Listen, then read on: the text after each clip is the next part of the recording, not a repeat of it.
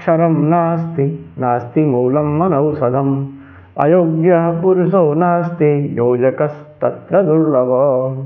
आप सभी का श्री विद्या मानव कल्याण फाउंडेशन में हार्दिक स्वागत है, अभिनंदन। आइए गुरु वंदना से कार्यक्रम का शुभारंभ करते हैं। ओम श्री दक्षिणामूर्ति गुरुवे नमः।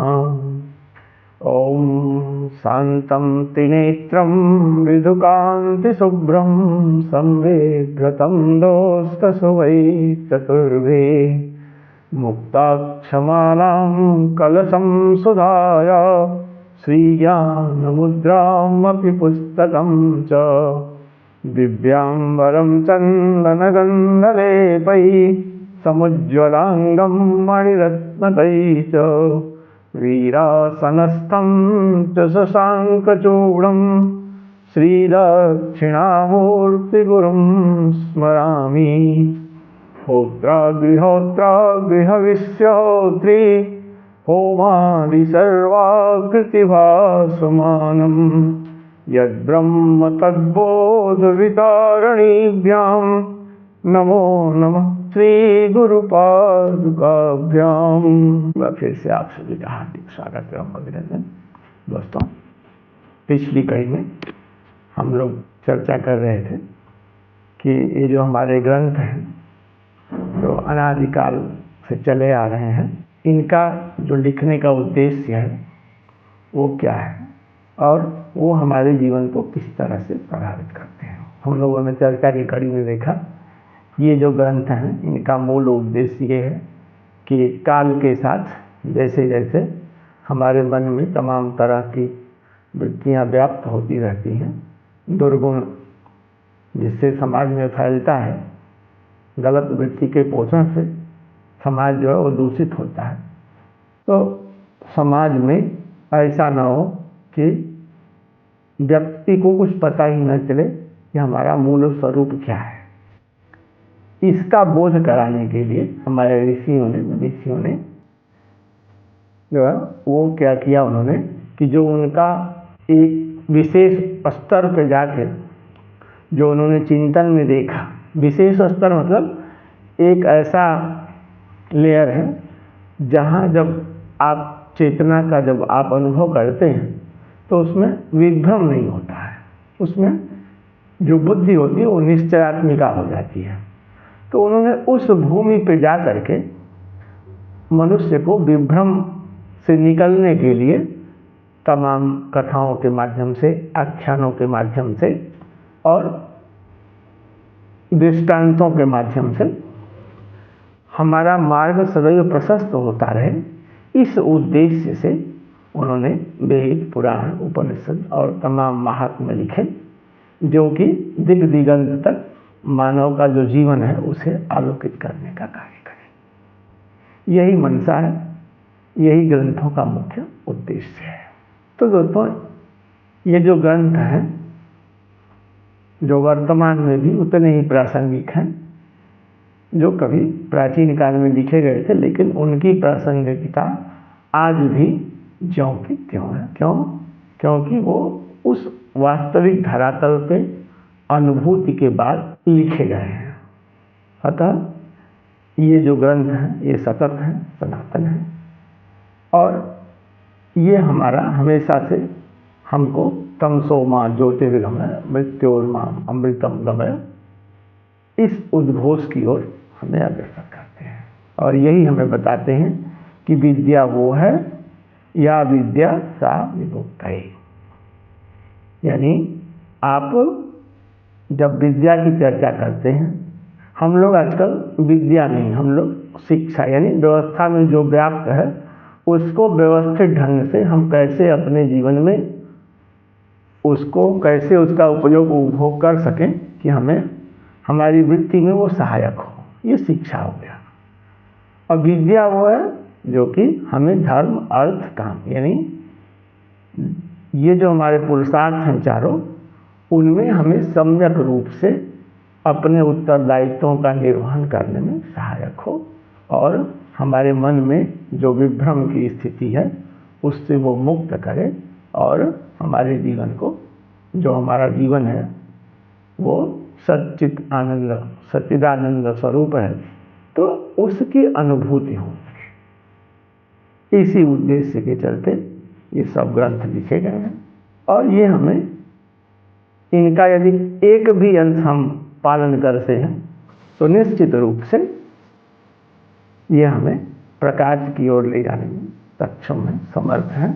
हमारी जो स्वातंत्र की सत्ता है उसको ये स्थापित करते हैं। जैसे हमारे यहाँ सप्तशती में कहा गया है, सर्वा मंत्रमयी सत्ता सत्यानंद स्वरूपिणी अनंता भाविनी भव्या भव्या भव्या सदा गति। ये जो समस्त सत्ता है ये मंत्रमयी है, यानी मंत्रमयी का मतलब ये मानसिक है। अब ये अलग की बात है कि जो व्यवस्था में लगे रहते हैं उनकी जो मन से ऊर्जा उसको एक दीवार की तरह वो प्रस्तुत करने का प्रयास करते हैं, जिससे कि समाज में तमाम तरह की बाधाएं और विकृतियां उत्पन्न होती हैं, क्योंकि उसके पीछे जो उनकी मानसिकता होती है दोस्तों वो थोड़ा हट के हो जाती है। तो इसीलिए हमारे जो ऋषि मुनि थे उन्होंने क्या किया, ग्रंथों का सहारा लिया। चाहे जितना भी घना अंधेरा हो जाए, जब भी किसी के मन में आए, थोड़ी भी अगर इच्छा हो, और ग्रंथ का कोई भी अंश यदि वो समझ करके अपने जीवन में आचरण में उतारता है तो उसे उस दिव्य अनुभूति की प्राप्ति हो सके और उससे एक संसार सृजित हो सके, यही प्रयास है। तो जो ये समस्त संसार है ये मंत्रमयी है। हमारे जो मानसिक सत्ता है उसकी उपज से संसार में चीज़ें दृश्यमान होती हैं, इसमें कोई दो राय नहीं। हम आप भी ये अनुभव में हर जगह देख सकते हैं, समझ सकते हैं। किंतु फिर भी जो लोग व्यवस्था में लगे रहते हैं वो एक ऐसा ताना बाना बुनने का प्रयास करते हैं, और हम आपके हमारे सबके मन में एक भ्रम की स्थिति हर चीज़ को लेकर उत्पन्न करते हैं, क्योंकि भ्रम से ही उनका चित्त सधता है। इसीलिए वो चाहते हैं कि हम आप सदैव भ्रम में रहें। अतः उस भ्रम से निकलने का जो मार्ग है वो एक ही है, हम आप सभी अपनी जो सत्ता है उसको जानें, पहचानें और उस सत्ता के लिए प्रयासरत हो। क्योंकि उन्हें गलत नहीं कहा जा सकता, उनको व्यवस्था में काम करना है तो अपना तो वो स्थापित करेंगे आधिपत्य। वो कभी नहीं चाहेंगे कि हम आप जो है मुक्त हों या ऐसी विद्या का प्रचार प्रसार हो जिससे कि लोग स्वतंत्र उसमें आलोक में जीवन जीना सुनिश्चित करें। ये सब को ध्यान में रखते हुए जो श्री विद्या मानव कल्याण फाउंडेशन है उसका यही प्रमुख ध्येय है कि आप जुड़ने के बाद अपना जो मूल ध्येय है उससे ने स्मृति पटल पर रखते हुए, और जो आपकी इच्छा है, जो आपकी कामना है, कामना और इच्छा में थोड़ा सा फर्क है। इच्छा वो संसार को देख के सृजित होती है, और कामना एक व्यक्ति की आत्मा की अपनी इच्छा होती है, तो वो कामना में हो जाता है। तो कामना जो है वो उसमें अलग तरह का प्रसाद हो जाता है, क्योंकि वो उस दिव्य चेतना का अंश होता है। तो उसमें जो कुछ भी भाव रहता है उस दिव्यता का समस्त सृष्टि में सृजन हो, ये भाव हो जाता है।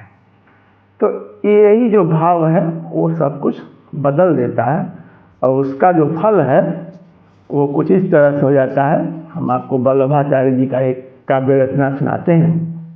अधरम मधुरम वदनम मधुरम नयनम मधुरम हसितम मधुरम हृदयम मधुरम गमनम मधुरम मधुराधिपते अखिलम मधुरम। यानी जब आप उस दिव्य चेतना के लिए जो कार्य करते हैं तो उस कार्य में हर जगह एक दिव्यता का वास हो जाता है, और उससे जो संसार में जो सृष्टि बनती है वो दिव्यता, उसमें हर जगह दिव्यता मनोहर रूप लेकर के प्रकट होने लगती है।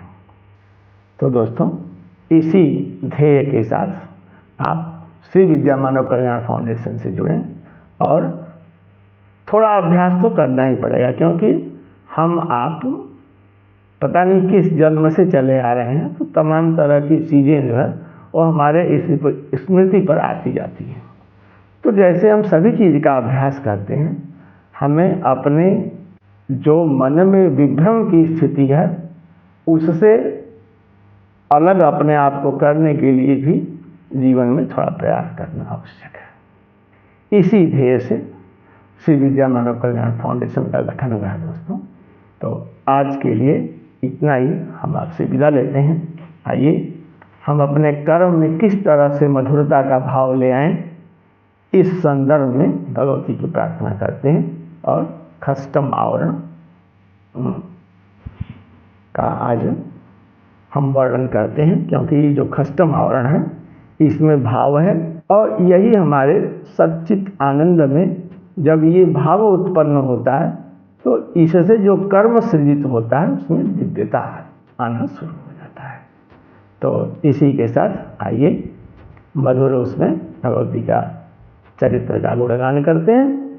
चक्रम च अन्यम दारिणी पुष्पवर्णम दीप्ताहं श्रीरसारांकितांगम तत्सर्वाढ्यम ह्यार्थसाध्याभिधं च वंदे जो संवायुतत्त्वात्मकाढ्यम सिद्धिप्रदां सर्वसम्मतप्रदां च प्रियंकरीं मंगलकारिणीं च कामप्रदां दुःखविमोचिनीं ताम् अशेषपञ्चतत्त्वविनाशिनीं च समस्तदुर्विघ्ननिवारिणीं तां सर्वाङ्गपूर्णामथ सुन्दरीं च समस्तसौभाग्यप्रदाभिधां च योगिन्ययिताखिलकौलरूपा पाशाङ्कुशाभीतिवरान् दधाना रक्ताम्बरास्मेरमुखाब्जयुक्ता बन्धुकरक्ताहितचन्द्रलेखा नमाम्यहं रत्नविभूषिताङ्गी उत्पत्तहेमरुचिरां त्रिपुराश्रियं तां मुक्ताक्षपुस्तकवराभयपाणिपद्मां उन्मादिनी निगमशास्त्रवसित्वयुक्तां